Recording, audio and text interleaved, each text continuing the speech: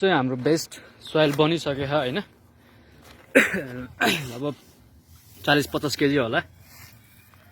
यो खालको सोइल चाहिँ बेस्ट हुन्छ बोन्साईको लागि हैन। Hi everyone, namaste. Welcome to my YouTube channel Gurkha's Bonsai. Today I talk about how to make bonsai soil at home.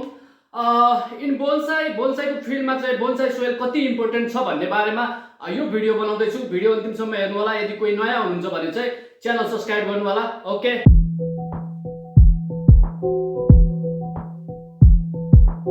Bonsai कलामा हामी कुनै पनि खेतको माटो युज गर्दैन हैन। सो हामी बोन्साई बनाउनको लागि चाहिँ बोन्साई सोइलै प्रिपरेसन गर्नुपर्ने हुन्छ, जुन म आज तपाईहरुलाई देखाउँदै छु। तपाईहरु के कुरा बुझ्नु पर्यो भने चाहिँ बोन्साईको फिल्डमा हामी सोइल पनि बोन्साई सोइल पनि डिफरेन्ट बनाउनु पर्ने हुन्छ।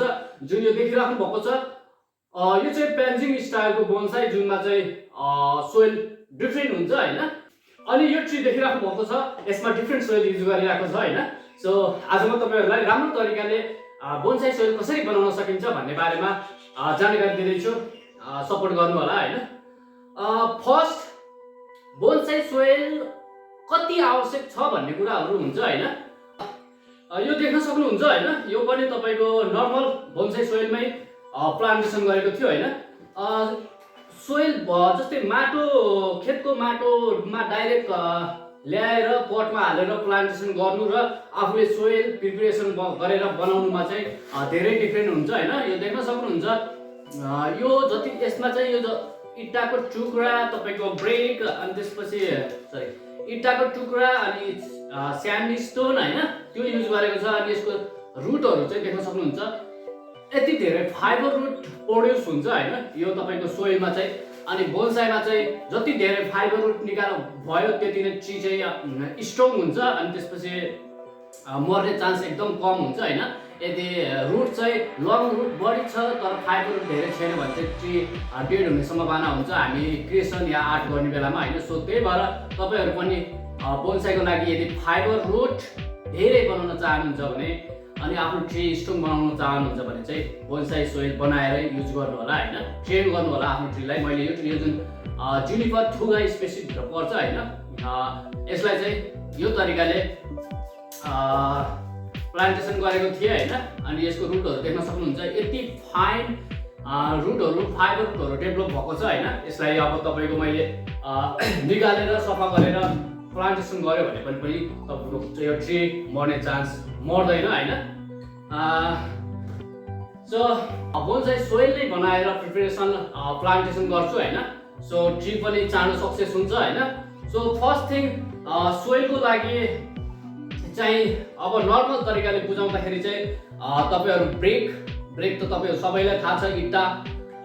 इट्टा अनि त्यसपछि स्यान्ड स्टोन अनि त्यसपछि गएर तपाईको कम्पोस्ट, यिनीहरु चाहिँ युज हुन्छ हैन।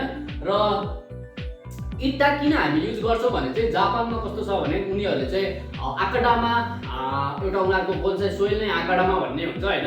आकाडामा चाहिँ तपाईको माटो क्ले हो जसलाई चाहिँ धेरै तापक्रममा पकाएर बनाएको हुन्छ हैन।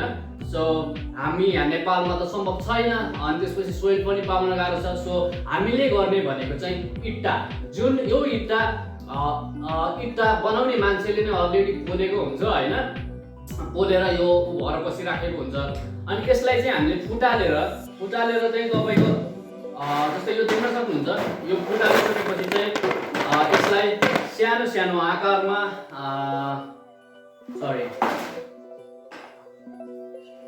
यो सानो आकारमा बनाउनु होला हैन। अनि पट अनुसार आफ्नो इट्टाको साइज पनि मेन्टेन गर्नु होला। यदि तपाईको बिग प्लास्टिक कन्टेनरमा प्लान्टेसन गर्दै हुनुहुन्छ भने चाहिँ तपाईको थोरै ठुलो हुँदाइमा पनि केही फरक पर्दैन। यदि सानो पटमा छ भने यदि मेमे साइजको ट्री बनाउँदै हुनुहुन्छ भने चाहिँ तपाईहरु सानो साइजको बनाएर युज गर्नु होला हैन। एउटा त्यो भयो। हामी गाउँघरबाटै खोजेर बोन्साई सोइल बनाउने हो। अनि तपाईको यो देख्न सक्नुहुन्छ। यो चाहिँ चिप्स स्टोन हो, जुन चाहिँ मैले मेरो जुन बाल्नको त्यो थुप्रो देखिराख्नु भएको छ हैन, त्यहाँबाट निकालेर छानेर अनि त्यसपछि यो त्यहाँबाट निकालेको हो, यो युज गर्नु होला। यसको काम चाहिँ तपाईको जब हामी यसमा ट्री प्लान्टेसन गरिन्छ हैन, प्लान्टेसन गरिसकेपछि चाहिँ त्यसको जुन रुट यो जुन स्टोनमा टच भएपछि चाहिँ तपाईको रुट चाहिँ साइडबाट चाहिँ अझ धेरै न्यू फाइबर रुटहरू चाहिँ डेभलप हुन्छ हैन। यदि माटो हुन्थ्यो भने चाहिँ माटोमा सिधा जान्थ्यो, त्यो रुटलाई चाहिँ रोक्ने क्षमता हुन्थेन, अनि त्यसपछि त्यो चाहिँ सिधा भएर फाइबर रुट चाहिँ बढी प्रोड्युस गर्थेन हैन। सो यसमा चाहिँ यो गर्नुको रिजन भनेको नै फाइबर रुट बढी निकाल्नको लागि हो हैन। जस्तै यहाँबाट कुनै शक्ति मिल्दैन, जस्ट फाइबर रुट प्रोड्युस गर्नको लागि हो हैन। अनि तपाईको इट्टाको काम भनेको चाहिँ इट्टामा चाहिँ तपाईको यसले चाहिँ मोइस्चर जुन हुन्छ हैन, पानी सोच्ने क्षमता एकदम बढी हुन्छ, पानी सोचेर राख्छ हैन। त्यो कारणले हामी इट्टा प्रयोग गरिन्छ। उनीहरूले आकारमा त्यही भएर आकारमा प्रयोग गर्ने हो। सो अनि स्यान्ड स्टोन जुन चाहिँ मैले मेरो बेस्ट ट्रीमा चाहिँ म स्यान्ड स्टोन चाहिँ को जुन फुटालेर चिप्स तपाईको यही खालको चिप्स बनाएर चाहिँ युज गर्ने गर्छु हैन। सबैमा चाहिँ गर्दिनँ, मेरो बेस्ट ट्रीहरुमा चाहिँ म स्यान्ड स्टोन पनि फुटालेर युज गर्छु, किनभने मिनरल्सहरु चाहिँ स्यान्ड स्टोनमा अलरेडी मिनरल्सहरु पनि अवेलेबल हुन्छ हैन।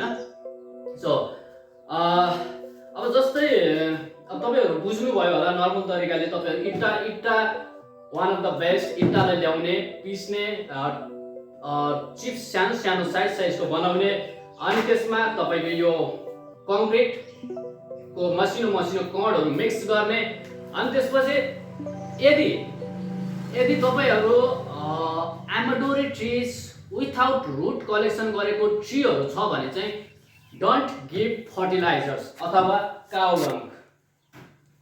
जुन हाम्रो त यहाँ त तपाईको काउ गाईहरुको मलहरु जति नै छ हैन, त्यो टाइममा मिक्स नगर्नु होला। मैले कुनै पनि मेरो विथआउट रुट कलेक्सन गरेको ट्रीहरुमा यो काउ डङ युज गर्दिन। जस्ट ब्रिक एन्ड स्टोन दुईटा मात्रै मिक्स गरेर प्लान्टेसन गर्छु हैन। देन आफ्टर 2 महिनापछि स्प्राउट, 1 महिनापछि स्प्राउट हुन्छ, त्यसपछि ट्री अलिकति स्ट्रङ भयो भनेपछि बल्ल यो म एड गर्छु हैन। सो अनि तपाईको ट्री अलरेडी स्ट्रङ छ, फाइबर रुटहरु आएको छ भने तपाईले यो म चाहिँ जस्तै यो 2 हाल्यो भने कङ्क्रिट पनि 2 हाल्छु एन्ड मल पनि 2 हाल्छु हैन। 2:2 को रेशियो बनाएर प्लान्टेसन गर्छु। जुन मेरो ट्री चाहिँ स्ट्रङ छ भने चाहिँ त्यो तरिकाले प्लान्टेसन गर्छु हैन। नर्मल छ, त्यति गाह्रो छैन। तपाईहरु पनि सोइल चाहिँ प्रिपरेसन गर्नु होला, सोइल एकदम महत्त्वपूर्ण छ हैन। म तपाईहरुलाई एक्जाम्पल पनि देखाउने, तपाईहरुलाई चाहिँ म एक्जाम्पल दिँदैछु बोन्साई सोइल युज गर्नुको फाइदाहरु हैन। जुन मैले तपाईलाई अघि नै पनि भनिसके, धेरै तपाईको फाइबर रुटहरु चाहिँ प्रोड्युस हुन्छ हैन, अनि तपाईको ट्री पनि स्ट्रङ हुन्छ, जुनले देख्न सक्नुहुन्छ। यो ट्रीमा चाहिँ यहाँनिरको भागहरु देख्न सक्नुहुन्छ, यति धेरै फाइन रुट्स अनि त्यसपछि फाइबर रुटहरु यति धेरै डेभलप भएको छ। यो ट्री चाहिँ लङ लास्टिङ जान्छ अनि एकदम क्वालिटी पनि गुड क्वालिटी बन्छ हैन। यदि मैले यसमा त्यो मेरो बोन्साई सोइलै युज नगरिकन खेतको माटो ल्याएर प्लान्टेसन गरेको भए तपाईको यति धेरै फाइबर रुटहरु पनि डेभलप हुन्थेन, अनि ट्री पनि स्ट्रङ बन्थेन हैन, लङ लास्टिङ जाँदैन। सो तपाईहरुले पर्चेसको जस्तै तपाईहरुले पनि यो तरिकाले आफ्नो ट्रीमा फाइबर बोन्साई भनेको नै फाइबर रुटले चल्ने हो हैन। फाइबर रुट चाहिँ ले गर्दाखेरि नै फाइबर रुटबाटै डेभलप गराउने हो। सो देख्न सक्नुहुन्छ यो रुटहरु पनि ओके।